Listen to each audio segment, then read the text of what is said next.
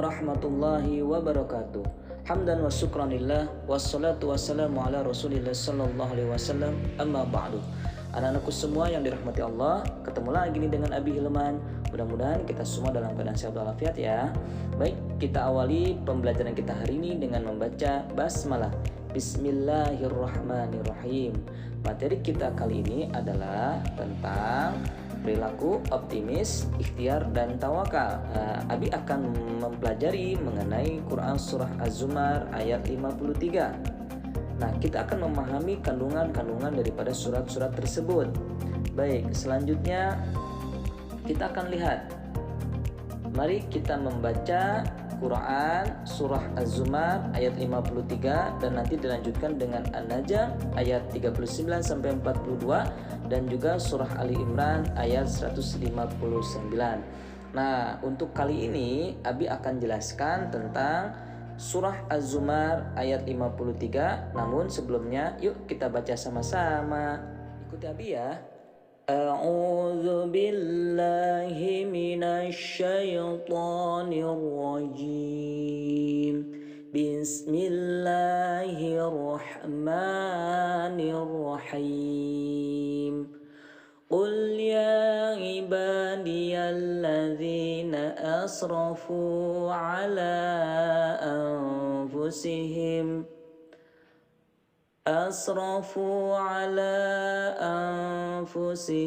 la taqnatu min rahmatillah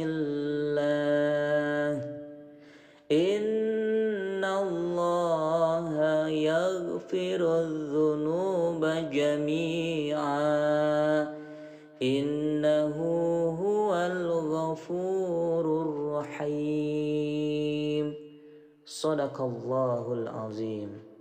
Yang artinya, katakanlah, wahai hamba-hambaku yang melampaui batas terhadap diri mereka sendiri, janganlah kamu berputus asa dari rahmat Allah. Sesungguhnya Allah mengampuni dosa-dosa semuanya. Sungguh dialah yang maha pengampun, maha penyayang.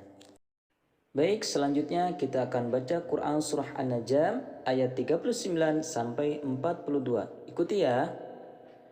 A'udzu billahi minasy syaithanir rajim. Bismillahirrahmanirrahim.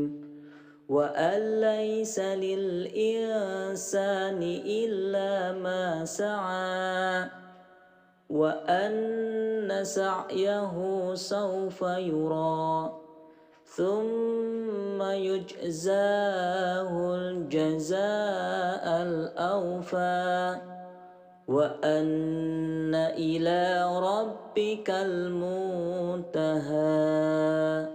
Shadaqallahul azim. Shadaqallahul azim wa shadaqa rasulullahil aliyyil azim. Yang artinya, dan bahwa manusia hanya memperoleh apa yang telah diusahakannya. Dan sesungguhnya usahanya itu kelak akan diperlihatkan kepadanya. Kemudian akan diberi balasan kepadanya dengan balasan yang paling sempurna. Dan sesungguhnya kepada Tuhanmu lah kesudahannya segala sesuatu. Oke, baik. Selanjutnya kita akan baca Quran Surah Ali Imran ayat 159. Ikuti ya. A'udzu billahi minasy syaithanir rajim. Bismillahirrahmanirrahim. Fabima rahmatin minallahi linta lahum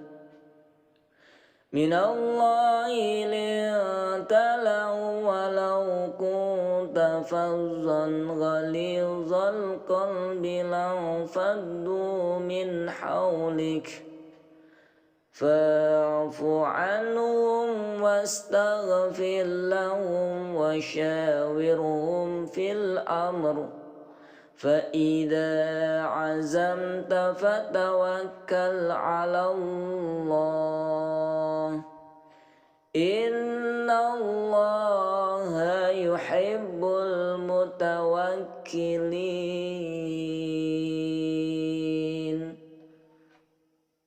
Shadaqallahul azim. Artinya, maka berkat rahmat Allah, engkau yaitu Muhammad berlaku lemah lembut terhadap mereka. Sekiranya kamu bersikap keras dan berhati kasar, tentulah mereka menjauhkan diri dari sekitarmu. Karena itu, maafkanlah mereka dan mohon ampunkanlah ampunan untuk mereka. Dan bermusyawarahlah dengan mereka dalam urusan itu. Kemudian, apabila engkau telah membulatkan tekad, maka bertawakallah kepada Allah. Sungguh Allah mencintai orang yang bertawakal. Baik anak-anakku semua yang dirahmati Allah, mari sekarang kita menyimak contoh tajwid dalam surah Az-Zumar, lalu kemudian An-Najm dan juga Quran surah Ali Imran. Nah, dalam Quran surah Az-Zumar ayat 53, contoh kosakatanya kul yang artinya katakanlah. Contoh tajwidnya yang ada di dalam Quran surah Az-Zumar ayat 53 adalah innallaha. Nah, itu ada hukum bacaan gunnah. Inna itu ada gunnah. Lalu kemudian contoh daripada Quran surah An-Najm ayat 39-42 ada contoh kosakatanya saufa. Saufa itu artinya kelak. Lalu kemudian ada contoh tajwidnya yaitu lil insan. Nah, ini adalah contoh daripada ikhfa hakiki, yaitu nun mati bertemu dengan sin. Nah, di sini adalah nun mati bertemu dengan sin, maka disebut dengan ikhfa hakiki. Lalu kemudian contoh dari surah Ali Imran ayat 159. Contoh kosakatanya min haulik, dari sekitarmu. Nah, artinya dari sekitarmu. Min dari haulik, sekitarmu.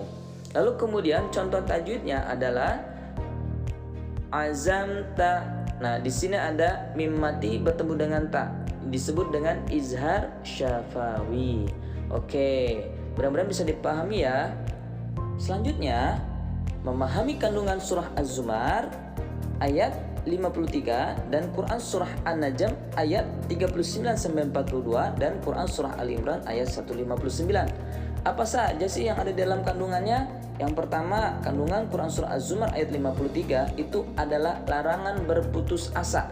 Jadi kita tidak boleh berputus asa, ya kan? Kita harus optimis bahwa Allah Subhanahu wa taala akan memberikan apa yang memang kita usahakan, insya Allah.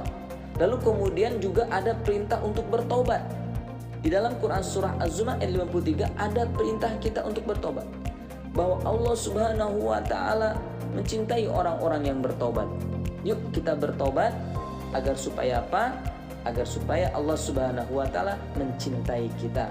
Lalu kemudian kandungan Quran surah An-Najm ayat 39-42 adalah usaha yang dilakukan kelak akan dibalas. Jadi apa yang kita lakukan pasti Allah akan berikan balasannya. Kalau kita melakukan kebaikan maka Allah akan balas kebaikan. Kalau kita belajar maka Allah akan balas dengan kecerdasan, kepintaran, bahkan kesuksesan. Lalu kemudian Allah Subhanahu wa taala juga Maha Adil. Allah adil atas segala makhluknya. Apapun yang makhluknya lakukan, maka Allah akan berlaku adil kepada makhluk tersebut. Oleh karenanya mari kita lakukan yang terbaik agar Allah Subhanahu wa taala memberikan yang terbaik juga untuk kita semua. Baik, yang ketiga, kandungan Quran surah Ali Imran ayat 159. Yang pertama yaitu lemah lembut dalam berdakwah. Nabi Muhammad SAW sangat lembut dalam berdakwah. Saking lembutnya, maka Rasulullah SAW bisa mengajak orang-orang yang keras hatinya untuk bisa masuk ke dalam agama Allah Subhanahu wa taala, beriman kepada Allah. Kenapa? Karena Nabi Muhammad dianugerahi oleh Allah Subhanahu wa taala memiliki hati yang sangat lembut sekali.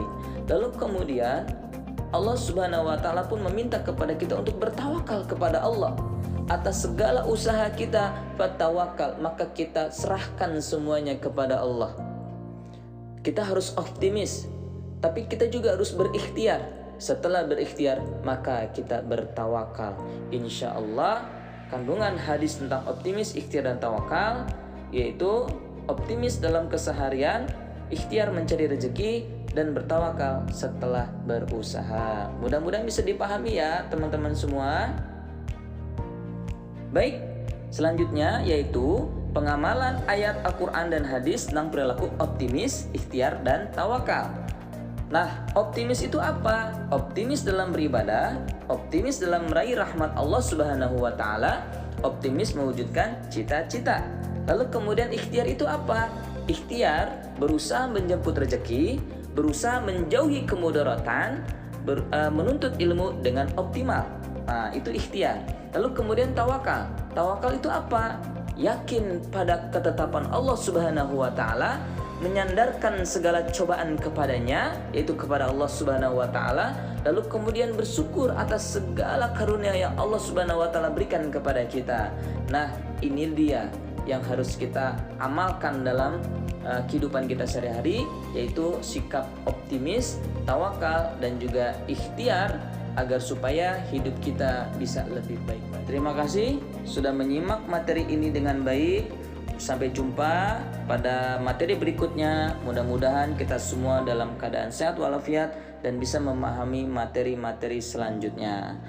Akhirul kalam, atlubu afa minni wa minkum. Assalamualaikum warahmatullahi wabarakatuh.